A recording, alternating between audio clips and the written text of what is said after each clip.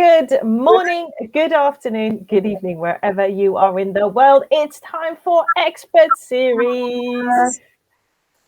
So, fear, lack of self-confidence, self-doubt. Some of the things you may or may not recognize that about yourself. You've experienced that. I am sure I know I have.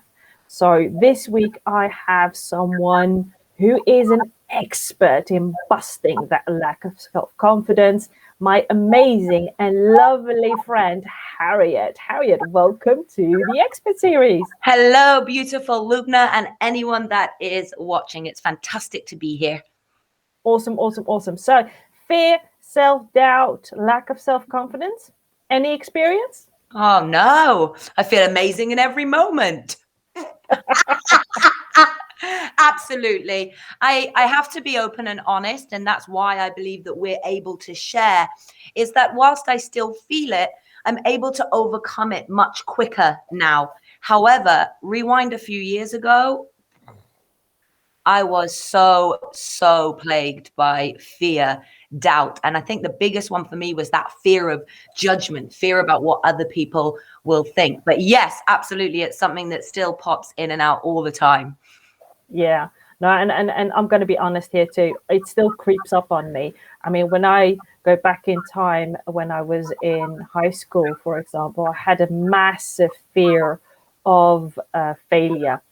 Really, every time I had to learn for an exam or anything else, I would cram, and then still tremble with that pencil or pen and thinking, I'm going to so not do good on this test. And it would really cripple me to a certain extent. And it's a self-fulfilling prophecy, because as soon as you start thinking that way is exactly what you will be getting. So I was ruining myself to everything, because that was the extreme form. Unfortunately, I've come away from that, but still I have my moments of, oh, why I can't do this. Why do they keep asking me? Why does everyone think that I am perfect and great and fabulous? But how do you deal with those moments? I mean, we all know that we have them, and I'm sure that we're going to have them in the future also, but what to do? I think, first of all, it's important to say that we probably won't bring a lot of information that people haven't heard before. And hopefully we'll bring it in a unique way, because we're here having a flowing conversation. But it's really important to know that fear is natural. You know, we see all of these posts like, overcome fear, break through, never feel fear. And that's just impossible, because as humans in this existence, no matter what your beliefs are, fear is the most important function of our mind. It's survival. It's keeping us safe. But unfortunately, we're living in this world where the fears have become so irrational and feel so real. I need to put that in. They're irrational, but they feel so real to us. So I think it's important to understand that fear is very natural. Everybody experiences it. So anyone watching, you are absolutely not alone. And I think some tips, and I know, Loubna, you'll have some great ones as well. But I think for me, one of them is exactly that, just grounding myself and reminding myself that I'm one of over 7 billion people in this world. We all feel fear. It's okay. Take a deep breath in. It's okay that I feel this way. It's okay that I notice my fear. It's okay that doubt is coming in. It's okay that I'm a bit anxious right now. Don't try and fight it. Don't try and just force it down and hide it. No. Allow the emotion to run through you. And then something that always stuck with me was 90 seconds. That chemical reaction of fear, of doubt, of anxiety, etc., etc. The chemical reaction is only happening inside of you for 90 seconds. Now, in that moment, 90 seconds can feel like a long time, but just pause and keep that breath. Because after that 90 seconds, actually, the only thing you are feeling is the meaning that you've applied. So, for example, like Loubna was just saying, I can't do this exam. What if I fail? My hand's shaking so much, I don't know if I can write, etc., etc. Yeah. Breathe, calm your mind, and then allow yourself to start creating a program that serves you. I might not. What if I do well? Start running the language and sentences or story inside of your mind, thought process that serve you in that moment. Apply the meaning that turns the fear into fuel rather than into something that will hold you back. What would you say your top tips are? Well, those are fantastic. I mean, breath, how simple it sounds, because I know that I use that tip for so many things, whether you're speaking live like we are right now, or whether you are in front of an audience virtually or physically. Your breath is your best weapon every time, because it really calms your nervous system and make sure that you don't get that crippling and terrifying feeling. And I guess that one of the tips that I can give in alignment with what you shared, Harriet, is when you choose your program, another program to run as an alternative to the program you're already running, is I'm going to do my utmost best. So don't try to run a program that is outcome based or results based, because if you don't get that result, you'll have that disappointment running through your body, thinking, and that is what your brain will remember, the disappointment. So make sure that when you choose your program, that it is progression based, as in I'm going to do my utmost best, and whatever happens, I will learn from it for the next time. It's not the end of the world, although we tend to believe that it is. Beautiful tip. Progression over perfection. Absolutely. Progression over outcome or results. We're so outcome driven sometimes and results driven. I know I am. I love a little bit of what are we working towards, but when I attach myself to that specific outcome, it can paralyze when you're not getting that result. And there is power in the journey just as much as it is in hitting a specific goal or result in that. So we've spoken a little bit about fear, and I do agree with you. We're not fighting saber-tooth tigers anyway. Most of the fear that we experience in this day and age is an illusion. It's something that we're making up in our brain. So as soon as we tap into that and rewire that part of our brain, we will be fine. But one of the things that I know that challenges a lot of purpose-driven entrepreneurs is self-confidence, and more specifically, a lack of self-confidence. So not believing in your abilities in any way, shape, or form. What are some of the things that you have found really support flipping the switch on that? Okay, that's a quick interview and I got a lot. I know. Let's give some of the important tips. I mean, I'm a real believer in experiential breakthroughs. I do firewalking, glass walking, etc., etc. And I think in that environment, the reason I love them so much is because with something like self-confidence, it's so easy to assume that other people have it and it's just something that doesn't lie within you and you're not confident. I'm no good at this, etc., etc.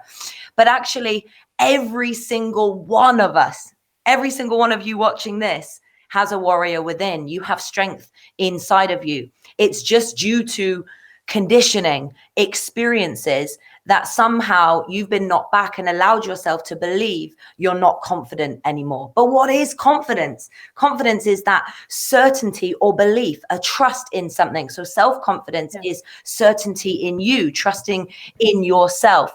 So for me, again, also drawing on the conversation that we've had to really deepen the use of language and what you're saying to yourself. One way is to start having that conversation in your mind. Maybe it's not, I am a strong, confident, powerful woman, but maybe it's, I'm becoming more confident every day. I'm getting better every day. I'm not comparing myself to anybody else, just the me I was yesterday. How are you speaking to yourself? What language are you using?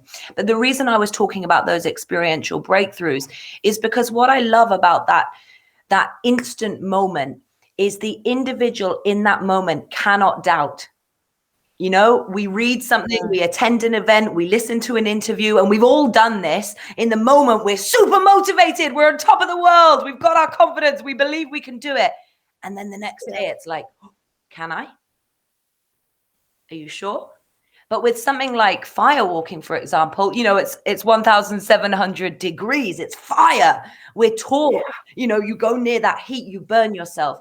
So when you experience a breakthrough like that, it instantly shows you what you are capable of, excuse me. And I think the more, so it doesn't necessarily have to be fireworking, but the more we can collect evidence of who we truly are inside, the more we develop our confidence. And I love what you were saying earlier. It's not about, I will be confident when or if I get this result, I'm confident. No.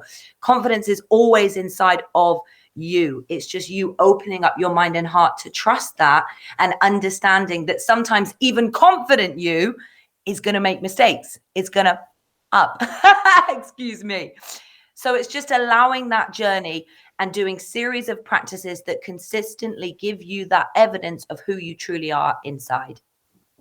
Yeah, and I love what you said, because it's not about when I do this, so when I do a specific action, I will get confident. It's the other way around. So you really need to flip the switch. Action breeds confidence. Doing things out of your comfort zone, even if it's at 1% out of your comfort zone, will breed your confidence. Because if I can do that, what if I now add another 5% to outside of my comfort zone? What will happen then? I mean, I've been, and I will give you an example from my personal experience. I've spent years telling myself and other people, so I made it a double whammy, that I am not an author, nor will I ever be an author. Because for me, imagining myself sitting still long enough to pull everything that is going on in my brain, which is a lot, I can tell you, was something that I could not imagine myself ever doing, let alone pouring it onto a page that is interesting for someone else to read. In a whole book, which is about, what, 35, 40, 50,000 words. Like, I can't write all of those words. Well, fast forward to now, I'm a co-author in 4 books. Now, there was something that happened a couple of years ago that made me flip the switch on that narrative and go from, I'm not an author, to, well, maybe I should try this. Nice. Give it a try. I've never done it. So it's a little bit Pippi Longstocking saying, I've never done it, I think I can. Attitude. And then 4 books later. And 4 books later. So, and I've proven to myself that I can never, ever say to myself or to someone else, I am not an author, because it's not true. And I think there's so many dreams that are living right now up in your head, that every time it pops up in your brain, and I know you are that watching it thinking, yeah, I've got some of those dreams, thinking, but not now. I'll do them later. I'll do them someday. And we're here to tell you, Harriet and myself, take action today. Even if it's the smallest baby step that you can take it. So what are some of your other tips around confidence? What can people do? Because I can imagine someone watching this right now thinking, yeah, it's easy for you two to say, but what am I going to do? I'm scared. I don't believe in myself. I'll definitely jump into a couple of tips in a moment, but I just want to share what a beautiful example of story with you and writing your book. And you might think, yeah, but that's about writing. That's about being an author. But that applies to your confidence. That applies to every scenario that you're running in your mind. And I think actually just to really pull out some gold that Loubna was saying is that those little steps, you know, we have those dreams, we have that vision, we have that mountain that we're climbing, and we look at the top and then we judge ourselves on who we will be when we're at the top. But we forget we're here right now. Current reality, ideal world. Embrace the steps as you go. Focus on each day and each step. Set the vision, but put your focus into the little steps. Because if you're looking up here, then I'm not surprised you don't feel confident. I'm not surprised you don't feel doubt, because you're not there yet, but you will be if you take the little steps and the 1%. So I'd like to just pull on that. I thought that was gold, Loubna, and definitely a big tip. Other easy tips. I think one, absolutely tribe network. You've all heard that cliche before, but think about it. How many of you have wanted to do something, whether it was a Facebook Live or starting a business or writing a book? Loubna could have had that conversation, let's say, with two different types of people. And I'm sure you've all experienced this. She goes to one person and says, I'm thinking about writing a book. And that person does what her monkey mind was doing and says, oh, but you're not an author. You can't do that. How are you? Where would you even begin? And then the second person goes, oh, fair play. I didn't know you were writing, but I love that idea. Actually, I know someone that might be able to help you. I know someone that's into publishing. I know another author that can give you tips, etc., etc. Out of those two people, who is going to support Loubna in achieving what she wants? Obviously, the person that's giving that support, encouragement. And it's still honest. It's still giving feedback to help them perhaps take off rosy glasses and think about a solid path that can help them get there. So it's open and it's honest, but it's empowering and it's supportive. And when you have people around you, like we're both members of the Association of Transformational Leaders, and that community does exactly that for us, empowers us, supports us, gives us guidance, celebrates wins, and also holds each other on the back, holds hands and says, come on, it's okay. This time's tough, but we'll get through this together. So tribe, who you're hanging around with, is really important. Language. I'm a speaker trainer, so of course I'm going to talk about communication. We've mentioned it already. What is your internal dialogue? Your subconscious mind does not know the difference between true or false. It just hears fact.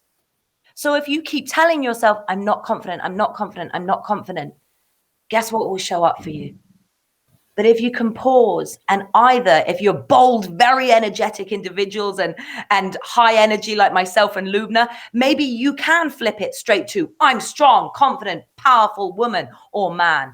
But maybe you want a bridging. Maybe your little voice is kind of laughing at you a little bit going, no, you're not.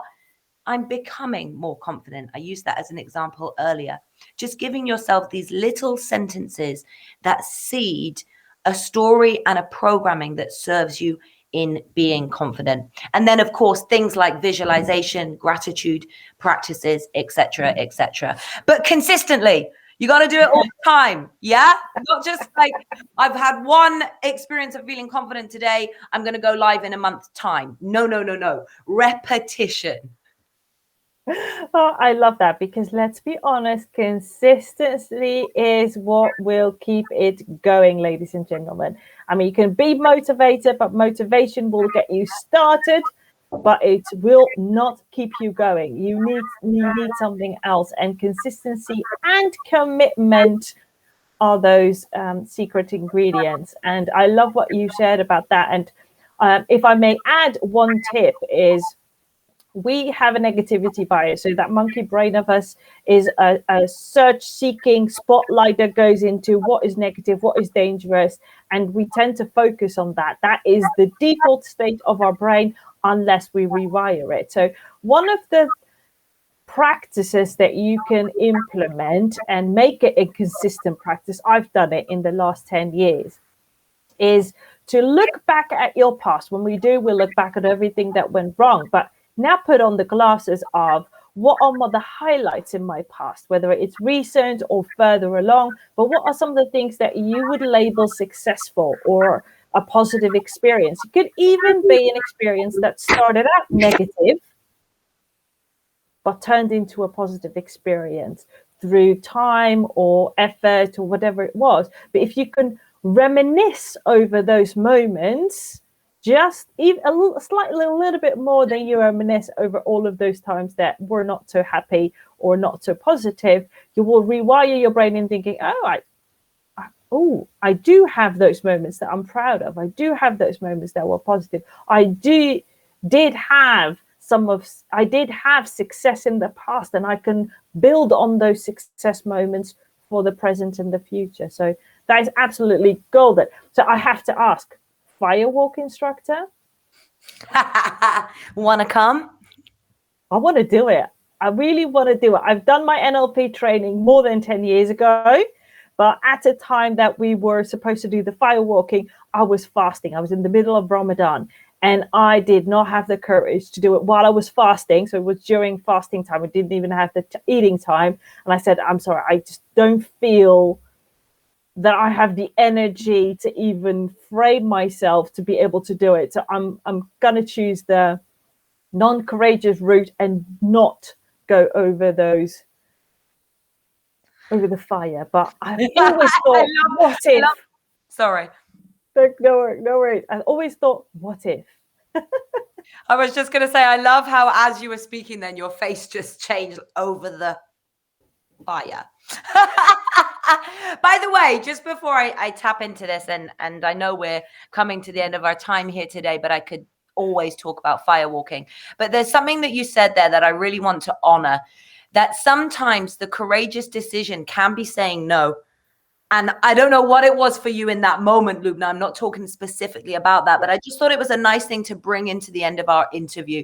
You know, there's a lot of people, and sometimes people get the wrong impression from me because I'm very say yes, be open, go for it. But sometimes being confident and being courageous is actually saying thank you, but no thank you. This isn't right for me right now, etc., etc. Doing it from a place of calm, not from a place of fear. So I just wanted to add that in. But yes, firewalking. Well, seeing as we are on camera and this is being recorded, I'm absolutely extending the invitation to Loubna to come and join us as and when the UK are back out doing live events, because of course this is being filmed during our third lockdown.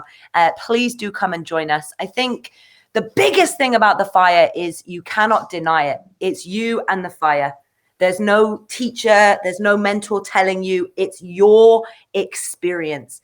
And when you've walked over those coals, it shifts you into a space where you cannot deny what's inside. It doesn't mean that the fear and doubt doesn't pop back, but you have that grounding, that evidence, as Loubna was just saying, that experience to go, well, actually, I walked on fire. I can go live. I can have a conversation with my partner that's a little bit difficult. I can speak to my boss about a pay rise. I walked on fire. You know, it's that real powerful anchor and taking the lesson that you learn on the fire and applying it in your everyday life. I love it. I still remember when my NLP trainer asked us to flip a board with just 2 fingers. I thought, you could never do that. That is wood. You're asking me to do, and then it breaks into 2 halves. And I really thought, it cannot be done. He said, yeah, but I'll show you that it can be done. And he did it. He did it 2 or 3 times. I said, yeah, but I can't do what you do. You've done this so many times. I hope you can relate. Each and every one of us has those moments where, even though it's proven in front of our eyes that someone else can do it, we'll come up with the excuse, but you can do it. I can't. I can tell you, I did it. Yes, Loubna. I was going to say, first question I always get asked, hi, I'm a firewalk instructor. Can you actually walk on fire? No, I have no feet. Without getting burned, ladies and gentlemen, that is the power of the firewalking. Without getting burned. So our narrative goes, but if every time you go near to fire, you will get burned, is not true. There is a way to get near fire without being burned. So I'm definitely going to take you up on that invitation. So Harriet, when someone that is watching and thinking, I want me some more Harriet, how can they connect with you? Have my number. The way you said it then, Loubna, you got me excited. I don't know if your husband would be very happy with me if I did that. I don't know, he might. Anyway. For connection, inspiration, and of course some more value, if you want to ask any questions, I've got a group on Facebook as well, the Empowered Warriors Tribe. I'm Harriet Bratt on Facebook, Instagram, Clubhouse, and my website is www.harrietbratt.com.